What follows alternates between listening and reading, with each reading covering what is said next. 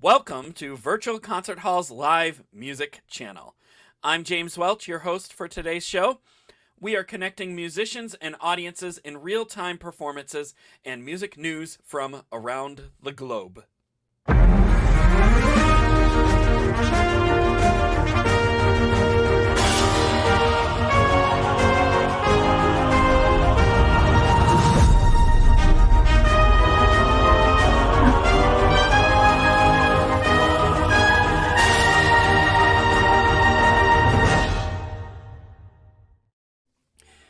Today's program consists of a mix between our artist portrait and laureate ensembles. Now, why that mix? Because we are blessed with the wonderful privilege of having the director of this season's Laureate Guitar Ensemble with us. He's a wonderful musical artist, and he is the amazing Julio Reyes. Julio was born in Oakland, California, and started the guitar at the age of 5 under the tutelage of his father, a former musical diplomat in Paraguay, South America, who studied with a student of Agustin Barrios. He gave his first recital at 12, and at 17 performed the Concierto de Aranjuez with Richard Buckley and the Oakland Symphony Orchestra. Julio's performed in Europe, South America, and the Caribbean. At age 9, he started his studies on cello and eventually became a member of the Oakland Symphony Youth Orchestra under the direction of Kent Nagano. After being principal cellist for 2 years, he became the Maestro's assistant conductor. He has enjoyed being an educator for many years, conducting youth orchestras in the U.S., Cuba, and Paraguay since the late 80s, giving lectures on the life and music of Agustin Barrios at conservatories, college music departments, and guitar societies here and abroad, teaching guitar and teaching music at Holy Names High School in Oakland, California for the past few years. Currently, he continues teaching guitar privately, gives lectures, recitals, and freelance conducts whenever possible. So in addition to directing our guitar ensemble this season, Julio is a 3-time winner in the Progressive Musicians and Sound Espressivo events. In addition to his fabulous playing, he is also an educator, conductor, and composer. And today, we will get to know a little bit more about him in all of those wheelhouses. So, we have Julio here. Welcome, Julio. How you doing today? I'm doing great. Thanks a lot for having me here. We're great to have you here on this program. And where are you right now? Right now, I'm in my dining room of my home here in Freestone, California. It's in Northern California. I'm around 15 minutes east of Bodega Bay, where they filmed The Birds by Alfred Hitchcock. Oh, wow. That's nice. And I'm sure there's a lot of birds out in those wooded areas by your house. Oh, yeah. Lots of birds, hawks, buzzards, the whole bit. Yeah. And, I mean, you were telling me a little bit about, like, how you get to practice on your porch, like during the sunrise? I mean... Yeah, I live on a 44-acre farm, and so every morning around 5 or 6, if I have a gig coming up, what I'll do is I'll get my guitar and I'll sit on the west-facing porch. It's still dark, but I'll see the sun hit the top of the redwood trees across the meadow from me, and the sun will get closer and closer and closer, and once the sun is over me, I'll get to the other side of the building, of the house, where now it's in the shade, and I'll just practice there. But it's so tranquil, very relaxing. It's just a perfect environment for creativity. Wow, that's wonderful. And you also said something motivational, too. I mean, we're always telling our students, you should practice first thing in the morning. And that's what you're doing. I mean, you have a great sunrise and a great place to do that. But this is someone who's getting up at 4 or 5 in the morning to practice. Yeah, it's a great way to start the day because your brain is very fresh. When it's dark like that, you can really zero in on what you're doing, your tonal quality, your expressiveness. None of the troubles of the day have interfered in what you're doing. And so you have a clean slate emotionally. And what a great way to play music and do some self-music therapy before this day starts. That's truly inspiring and just wonderful. So, and I mean, it obviously works. I mean, you have it works great. I mean, you have quite the history with us over the last 2 years. Yeah. Your first adventure with progressive musicians was on our 2020-2021 combined winners recital at Carnegie Hall. Right. And we finally were able to get to Carnegie in February of 22. And if you see that picture on the left there, I mean, we see that you're wearing a mask. I mean, like, because we're still having masking rules back then. I mean, Yeah. man, it's so good that we've come out of that a little bit. But I mean, I just remember thinking, what a refined performer. And then you chose to sign up and for auditions again for many of our events. I mean, you performed in the Cold Orchestra Concerto concert with the Western New York Chamber Orchestra this past February, and then you were back with us at Carnegie Hall this past June, performing with the New York Chamber Players Orchestra. So, I mean, it's been great having you along for that ride, and you're going to continue more rides with us, and we're so thrilled about that. Yeah, I've really enjoyed being part of this competition.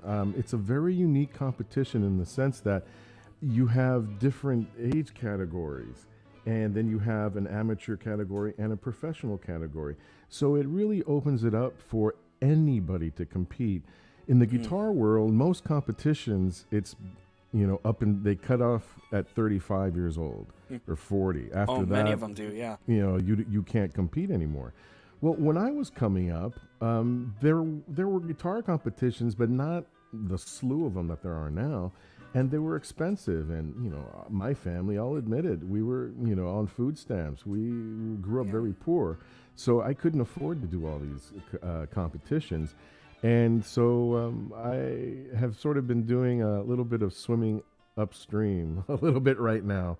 But like I was saying, the great thing about progressive musicians is that they do have the category. So like the first concert that I did at Carnegie, it was a marathon concert, but every single musician, from the little 5-year-old that started to me, everybody was really good, and so nobody left. It was a marathon concert, and everybody stayed. It was amazing seeing this little 5-year-old go up there and climb up onto the bench and then play this incredible... She couldn't even touch the ground. Exactly. And she played this incredible Chopin Nocturne. All the professionals were in the balcony watching, and all at the same time we were amazed. And I met her afterwards, and she's just the cutest little precocious kid. So I've had a blast, and I can't thank you enough for giving me the opportunity to realize a dream of playing at Carnegie Hall. Oh, well, thank you for that. Yeah, I mean, it was great to have you, and great to keep having you. And, I'm moving along here. Our audience knows you very well as a guitarist, but I think we need to tell them some more of what they don't know. And there's quite a bit here, and we're going to try to cover it all in an hour, but maybe not. We'll have to have a part 2 or 3. But what people don't know is that you're also quite the accomplished conductor. Yeah, and, I've been conducting for a while. Definitely, and we have some of your highlights that you had given us that we'd like to show right now.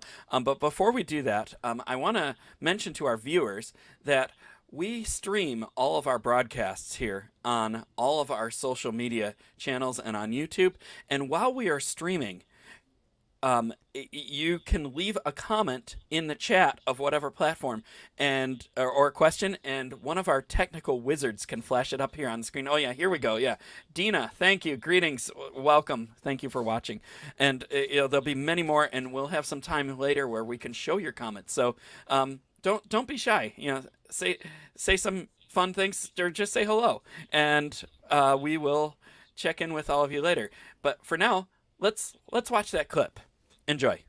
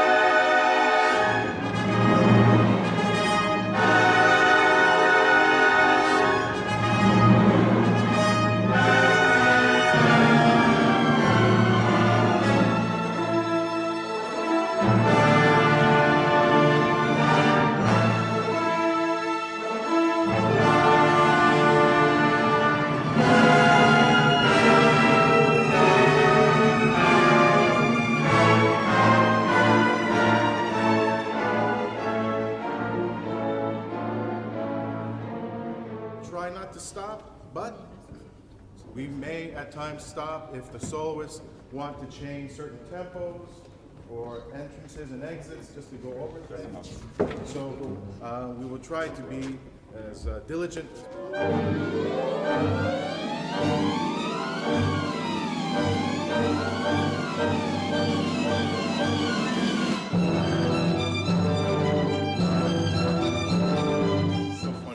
Every orchestra, it's always the same way. It's like you're a buckling bronco and you're just ready to go. Careful, it's not as once we get into the tempo, like in jazz, we say play in the pocket. That's where we got to be. Do a little bit slower, okay? I'll give you two before. One and.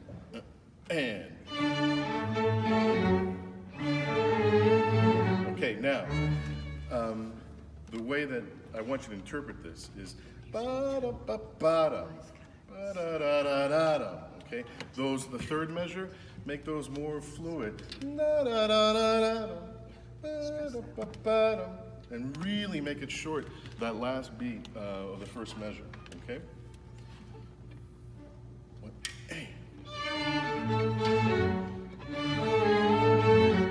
since I fell for you.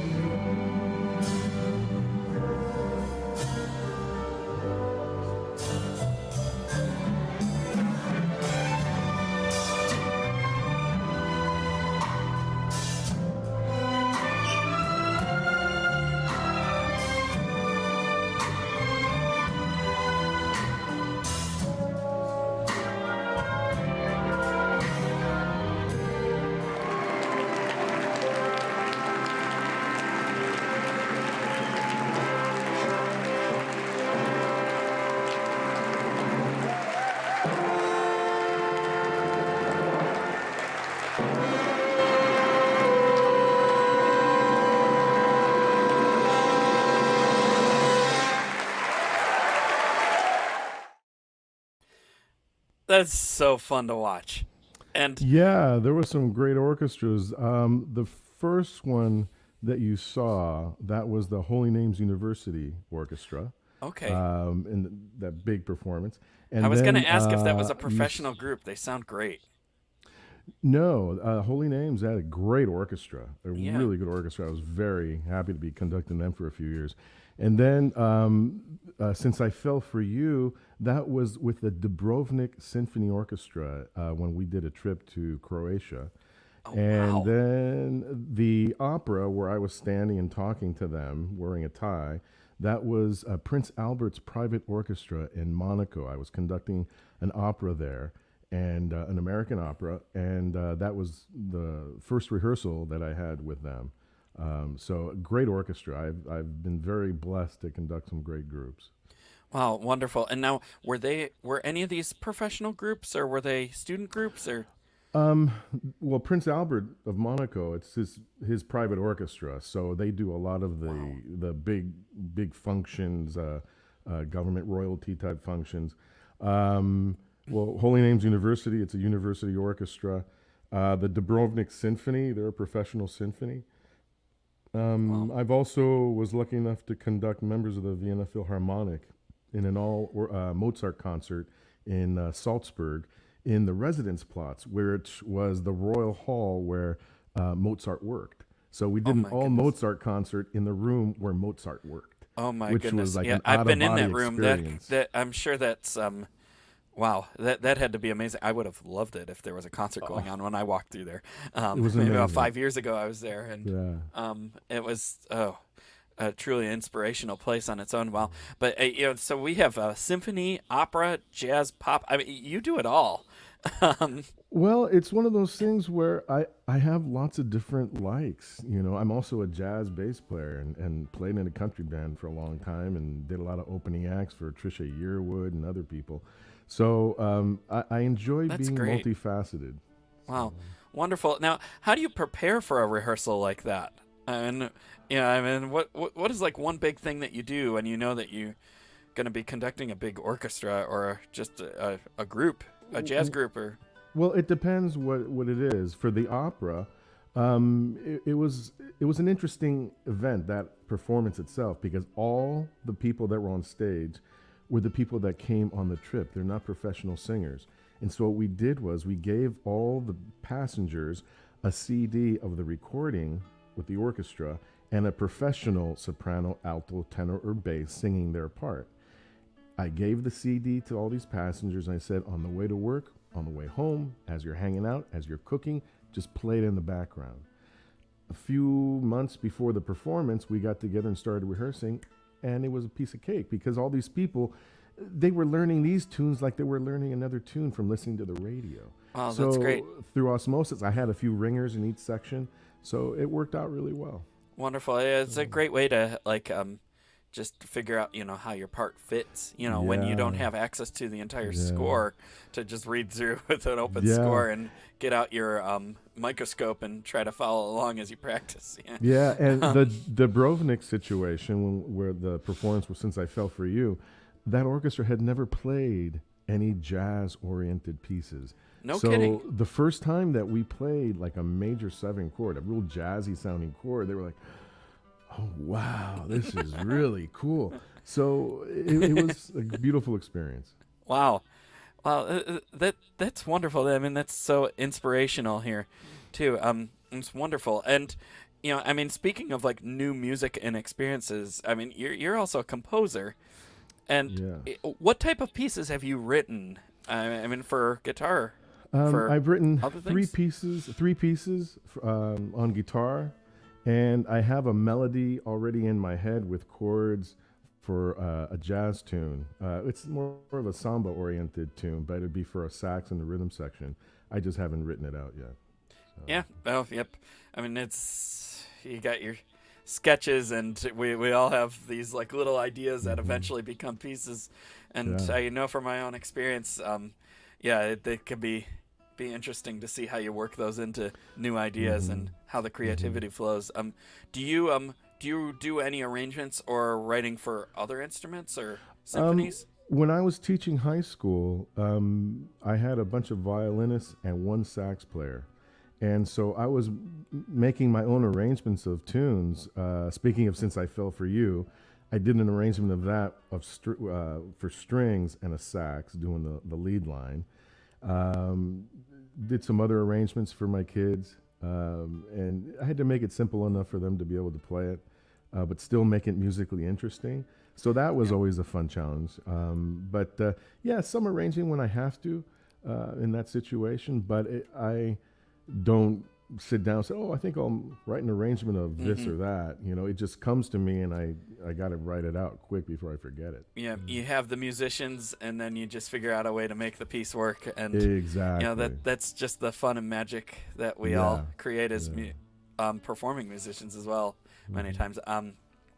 So, you mentioned 3 pieces for guitar, right? Right. Yeah. So, I understand you're prepared to play them today. You already have the guitar in your lap there. And, I'm gonna, we'll give you a minute to kind of like get yourself together here. And I'd just like to mention while he's getting ready that we have, Julio is going to be directing our very first Laureate Guitar Ensemble this summer at Carnegie Hall. Now, it's going to be a 3-day workshop, intensive workshop.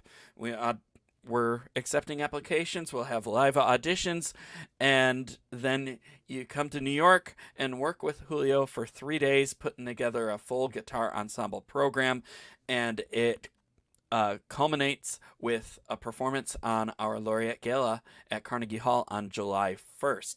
Now, I must mention as well, there's actually 2 hidden workshops in this. The auditions itself will be like a live online workshop in some ways, and we'll say more about that a little bit later. For right now, we need to hear Julio's great pieces here. So we will bring him back to the center stage and give him that spotlight as he performs his own beautiful compositions. Julio, welcome back.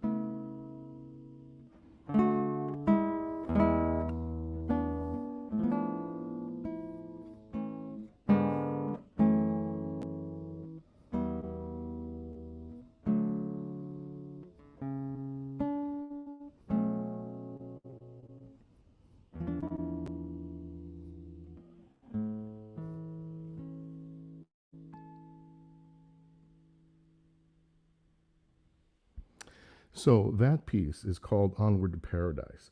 It's a piece that I wrote some years ago when two friends of mine, one was Philip Roschiger, a very well-known classical guitarist. He actually wrote pieces for other professional guitarists.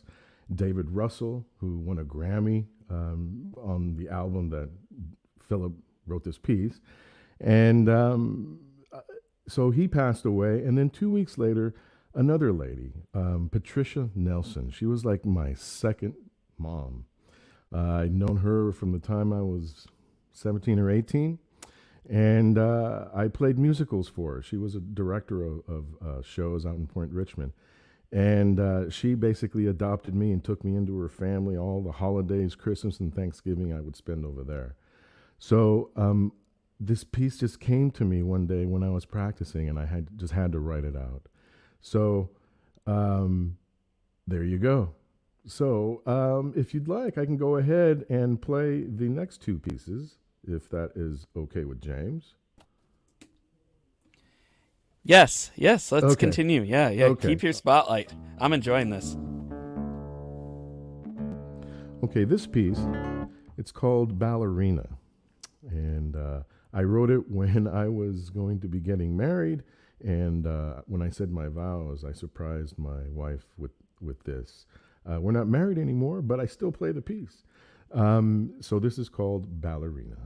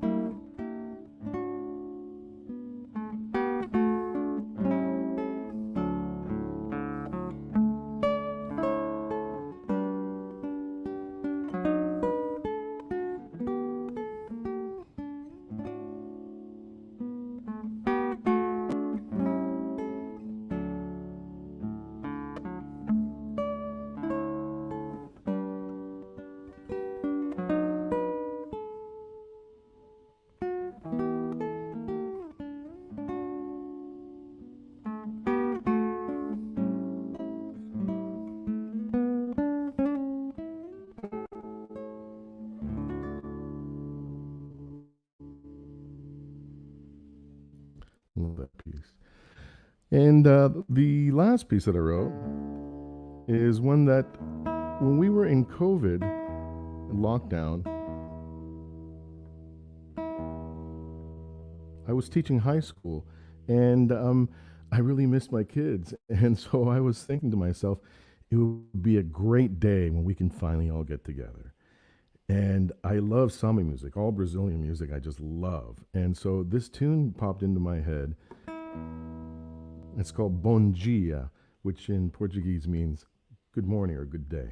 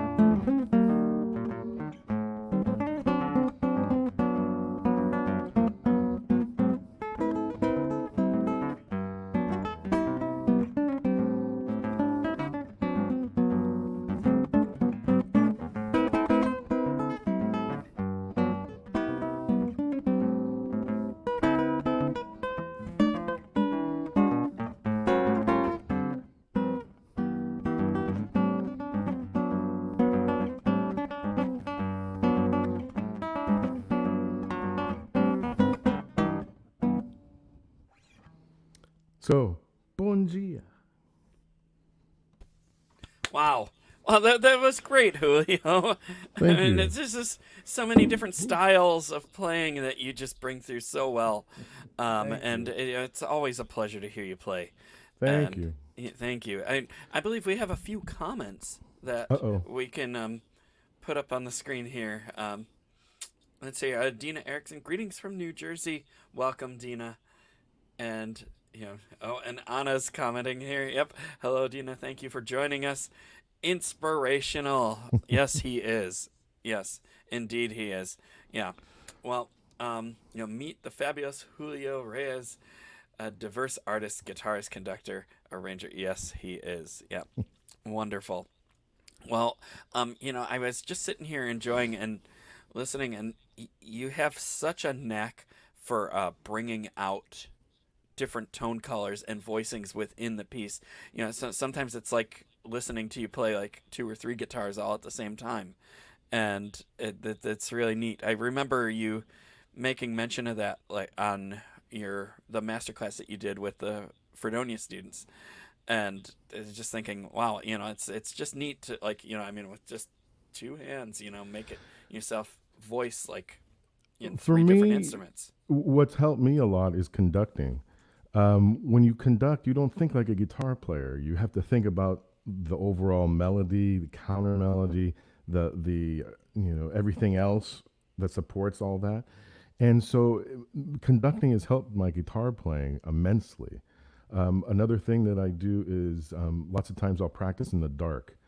And what happens is your breathing becomes more relaxed, so you can actually get into more of your emotional spectrum. Your hearing becomes a lot more acute, so you can actually hear your tonal quality, especially if you're sitting. This works great for singers too. Yeah. If you're sitting right where 2 walls meet at a corner and face that wall, that corner, you can hear yourself play, and you're more relaxed. You get into this Zen thing of playing, and it's great. It helps your muscle memory. So I love doing that. Wow. Well, it's proven to work really well. I mean, we hear all of that in your sound, and it's just great. I just have to ask. We talked about it a little bit, but my big biggest question is 3 times with us in the past year. The past 2 years, and why 3? I mean, what made it so appealing? I know you talked about the age, the no age limit, but I'm generally curious. Aside from all the broadcasting, I mean, we have this card here. I mean, there's 3 experiences there. I mean, what can you tell us? To be able to play at Carnegie Hall is something that most musicians dream of doing. I had never been to New York before. So the first time I went to New York was the first time that I did that. Wow. And just so the people that are watching realize how stressful that performance was, there were 2 years worth of winners, so we didn't have a sound check. The only time that the musicians got to experience the stage at Carnegie Hall was when it was your time to perform. So you really had to go out there and forget about the fact that, okay, I'm playing on one of the most prestigious stages in the world, and okay, forget about that. I got to do my thing. So I was so proud of the kids, the way that they came out there and just played with so much heart and feeling. It made me feel so great knowing that the next generation is going to maintain this level of professionalism, of prowess, and it was great. Like I said, I've always wanted to be in New York. Once I got to know you and your parents and Anna, it's like, wow, this is a great organization. They're really caring about musicians. And I just wanted to come back and do some more. And I've been lucky enough to get picked. So I'm very blessed in that regard. Wonderful. Oh, well, thank you for that. Yeah, this, I mean, I completely forgot that we didn't do any sound checks for that first one. It was so long time ago, and things have changed. But yeah, it's been great having you for all these. And then, in Fredonia with the West New York Chamber Orchestra, and then back at Carnegie, and then you'll be back with us again. But, I mean, I need to add, as part of your Fredonia performance with West New York Chamber Orchestra, you actually stayed an extra day and did a lecture on Barrios and a masterclass where with the guitar students there, where they played works of Barrios. Right. And that was kind of like an add-on that we did that we were fortunate to have. And yeah, I was excited that you were able to pull that one off so quickly. The students were all great. They're great players. Their teacher is a great teacher, had a lot of great ideas, great questions from the students. And I did a master class with 3 of their players, and I had a ball. I wish I could go back and hang with them some more. They were all great students. Oh, that would be great. Yeah, when I saw you giving that class, I just knew that you had a knack for professing knowledge and teaching. And it was. It's just like we gotta see what else we could do with this guy here, and we actually prepared a short clip highlighting that class that we can show right now. Oh, cool. Yeah, so let's enjoy.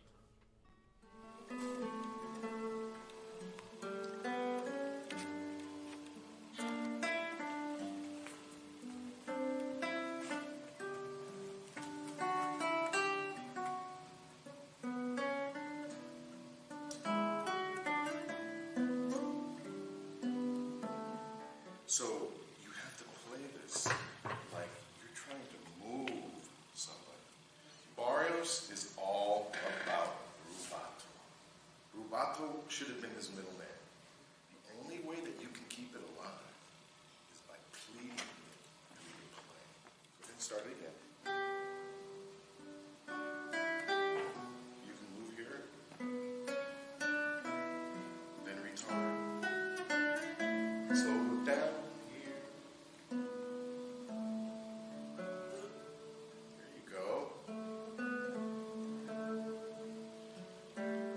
Slow down, take your time.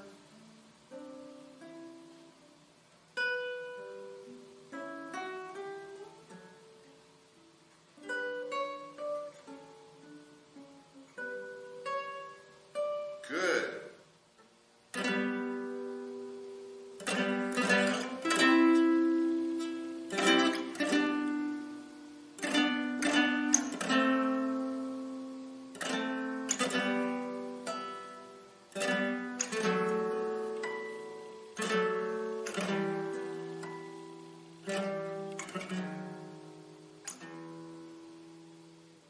Even though it's very percussive, you have to make sure that all the notes in these runs come out. Right. So you have to think of it almost as you have two instruments, a bass player and the top part. This is a basic concept for all Latin music. You got to have attitude. It's like, think of yourself as like a toreador. A toreador doesn't go, "Here, bull." It's like attitude, Yeah.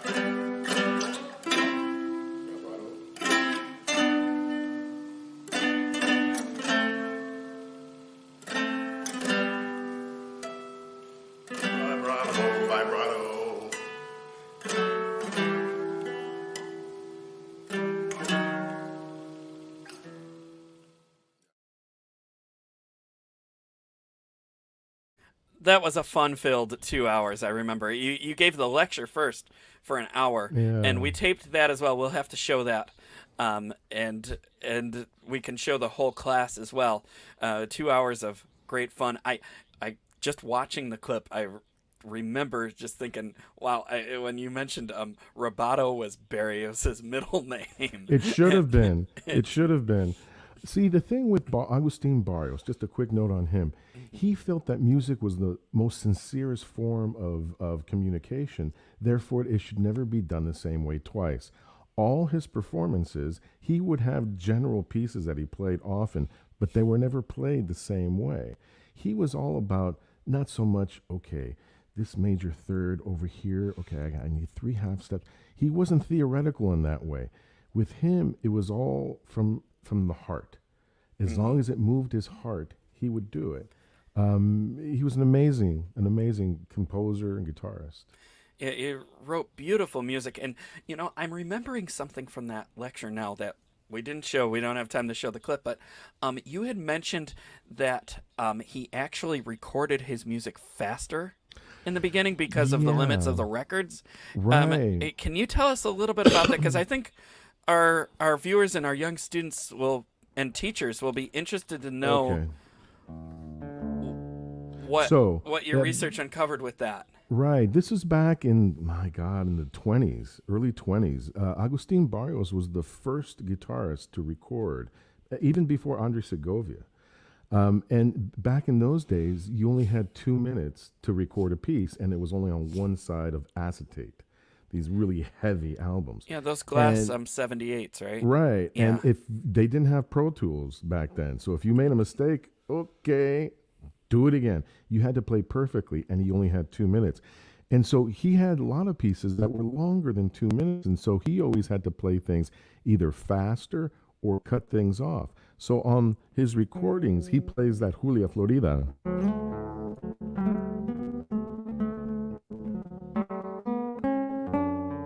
He does it that fast so he can get it into the 2 minutes. But it's a love song.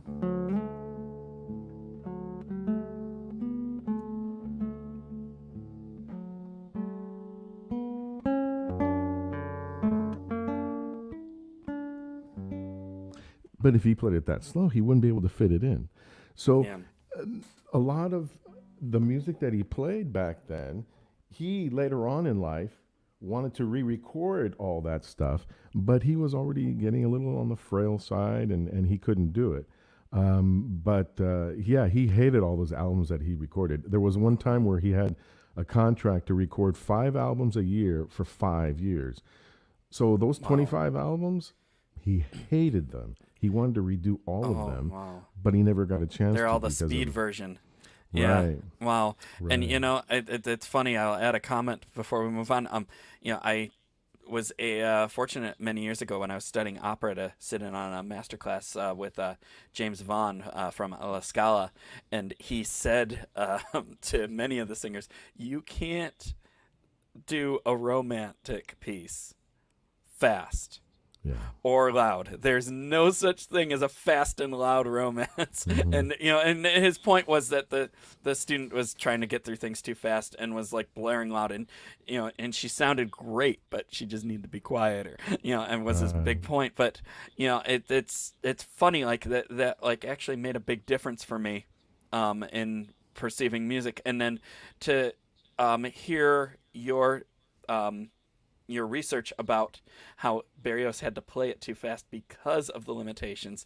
I mean, it really shed a new light on everything for me, and I think all of those students out there. And it's just, great that you were able to uncover that and present so much. I mean, that was just the tip of the iceberg of what you presented. But I love to teach, so if there are any guitar players out there that have any questions, you can track me down through social media. yeah, it's a real treat, folks, and we will definitely have to show more of these broadcasts, of these videos on broadcasts coming up. But we have to start moving forward here with this broadcast. Moving along, and it's so great here. But I mean, you've been with us 3 times, and you're going to be with us for a 4th. Only this time you're on the directing and production team, and so what are your thoughts about putting this guitar ensemble together? Well, I think that it's going to be so exciting to have guitarists from all over the world come together and play music. We don't get that opportunity too much to do ensemble work. There is music out there for guitar orchestras, but usually it's if you're a part of a Conservatory of Music, San Francisco Conservatory of Music has got a great guitar ensemble led by my former teacher, David Tannenbaum. But usually that's the only time that you get to play in a guitar orchestra. So to have the students from all over the world come together and play in a 20-piece guitar orchestra, we're going to be playing a piece by Sohr, by Bach, by Astor Piazzolla. So it's going to be a wide range of stuff. I'm really looking forward to it. It's going to be some great music. Definitely. I can't wait. And let's just show a little bit of the website here. We have a whole landing page. This is on progressivemusicians.com. We also have the same information on soundespressivocompetition.com. But here it is. We have a 3-day, well, it's over 5 days, but a 3-day intensive workshop. We arrive on June 28th and perform on July 1st and go home in ever so loving bliss on July 2nd. And if you want to participate, we're accepting applications, and they are due on November 15th. All you have to do is submit your very best representation on a video with your application, and then we will pre-screen for the live auditions. So we have all of the information here. Here's the important date. So, applications due by November 15th. And then we will know who's auditioning live in a month. And then our live auditions will be somewhere within this window in February, between the 5th and 16th. And the live auditions will actually be a workshop with Julio. And, kind of a workshop in disguise a little bit. So, and it'll be live broadcast. It'll be streamed on our platforms. And, it'll be a very, very fun couple of broadcasts there. And then those are selected will come to New York, and we will get to it. We'll be rehearsing in a New York studio, and then we will move to the stage where we will have a sound check, by the way. I should mention that. And we have all the regulations here that you can click on and download.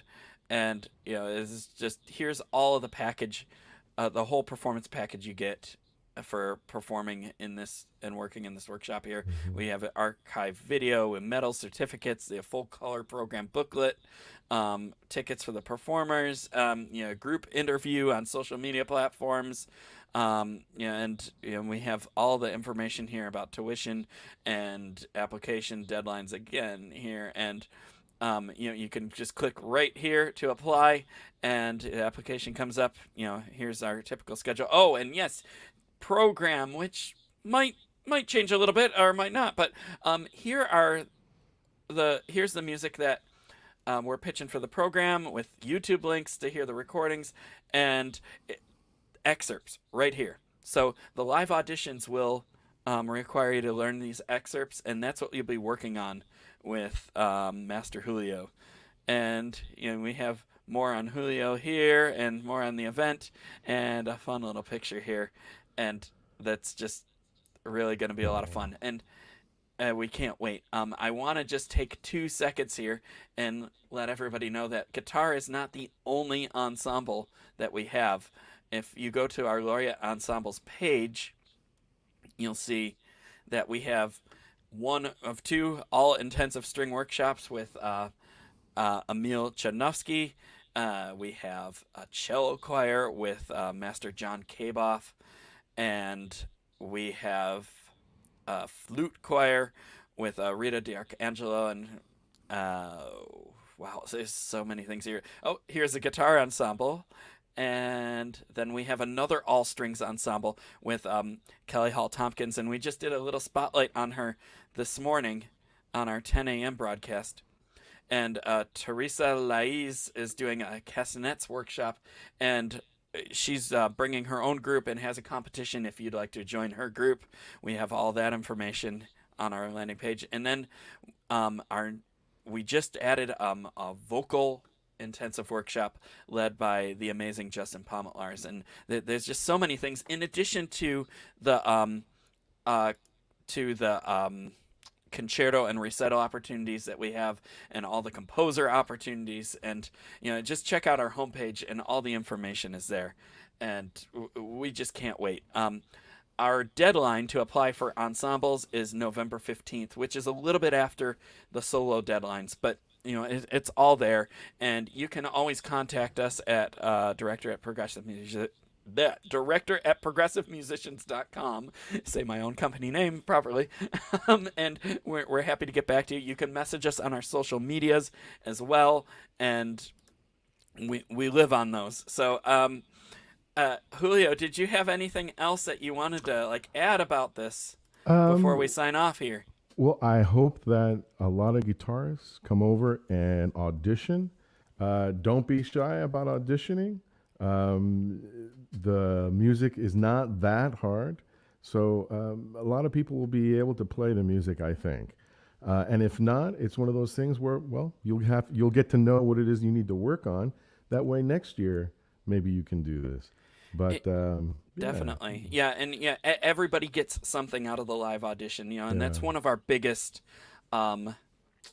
goals in both of our missions, Sound Espressivo and Progressive Musicians, is that everyone who auditions gets to walk away with something. Even if they weren't selected to go on the final program, there's something they could walk away with to improve and come back. And we've seen many people come back and it's like, wow, what have you been doing the last 6 months? You've really been practicing. And that also goes to the private teachers. We're not we're gonna take that much credit, but the private teachers gets the 99.99% of that credit there, and the families as well. But yeah, we really we really have a lot of fun and enjoy witnessing the fruits of everybody's labor as they keep coming back, and it's wonderful. Do we have any more comments that we would like to put up on the screen? All right, Julio is the best. Yes, he is. Yep. Do you know her? No, I don't. Joan Price. Julio's marvelous. Such a talented performer and conductor, plus a warm human being. I do know her. Yep. Wonderful. Check is in the mail. Excellent. And inspirational. And wow. Thank you, everybody, for making these comments. Yeah. I have to make a comment. I love teaching. Right now, I work for the Santa Rosa Symphony in their education department, and I'm going to be working in the Simply Strings program during the school year, helping 4th through 6th graders learn to play violin and cello. I am like a pig in slop right now. I am so looking forward to this. Santa Rosa Symphony is a great organization. They've been voted the best regional symphony in California. So I tied myself up with a great organization. So, that's like wonderful. I said, I love to teach. Well, and they're lucky to have you. Thank you. So, well, wrapping up here. So we have had Julio Reyes here, jack of many trades and a master of all. And Julio, it was really great having you here and getting to know you a lot better. Thanks for having me, James. And thanks for having me. So just a reminder to work with Julio and our Guitar Ensemble. I check out progressivemusicians.com, soundespressivocompetition.com, and the application date deadline is November 15th. And you can email us for more info. We are live every day at 12 p.m. Eastern with new programs that portray our many artists, past participants, teachers, and we're here to present new and unique topics in the field of music and education. We're streaming on every platform that you can imagine. We're here. Find us, look us up, and we'll say hello back. And we have so much overwhelming support. And here are all of our supporters here. There's so many of them to read, but each and every one of these organizations has contributed greatly to our programming and to all of our events, and thank you for that. And another shout out to the private teachers. Our team. Yes, we have an amazing team of tech wizards back here that work to get the best picture and sound, and are moving all these special effects as I'm talking. And we could not do it without this amazing team. Thank you guys. And yes, quick shout out to the private teachers again. You're all doing amazing work, and you're very inspirational, and you don't get paid nearly enough for the amount of work that you do. It's not a 9-to-5 job that never goes recognized very well, and we just love to recognize that because you all deserve it. Okay, so live every day at noon. Yeah, I said that, and with that, we are going to sign off here. I'm James Welch, owner of Progressive Musicians, and your host here at Virtual Concert Halls today, and we have had Julio Reyes here. And thank you, Julio. And thank you, James. everybody. Have a great afternoon. Bye-bye.